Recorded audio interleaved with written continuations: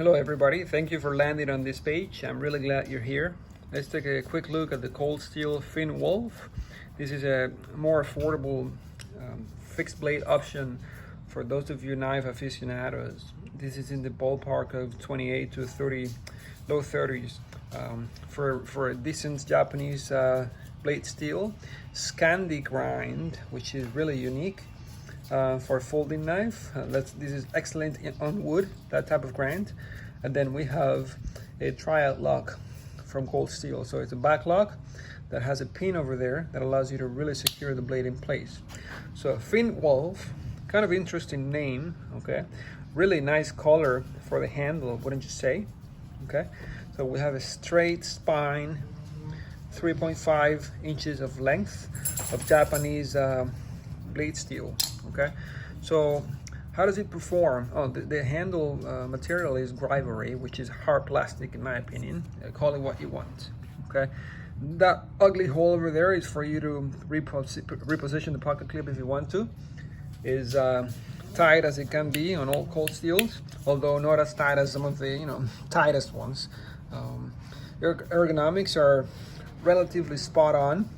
A little bit slim in the hand, but the recurve at the back here and the small finger choil allow you to possess a relatively good grip. Not as high as some of the other hand feeling knives that cold steel puts out. For example, the Voyager is a lot more hand feeling, but this is very compact.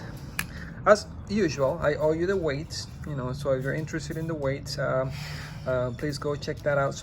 Please check that somewhere else. I'll try to do my best to remember and add them somewhere in the video. But lightweight, guys, lightweight. We're looking at no liners, so strictly Grivory handle, no liners with a triad. So from that design, criteria, I think it's a really big win. Very lightweight. This is a lot less than 4 ounces. You got nothing to rust in the inside in terms of liners.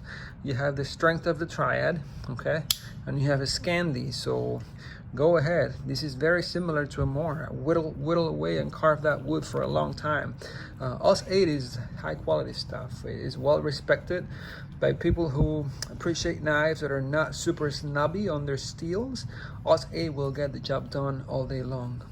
Okay, made in Taiwan. We know Taiwan can do really good jobs with quality levels. We've seen that over and over from Cold Steel and Spyderco. And here's another example for about $30. So good choice, good choice.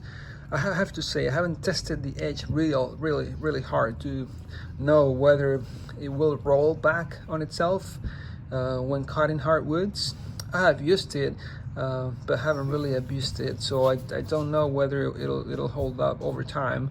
But go ahead, give it a try. For that money you can probably replace it or even fix the edge yourself. Okay, so a really good option. Refreshing to see such a inexpensive piece with this cutting performance. Thank you.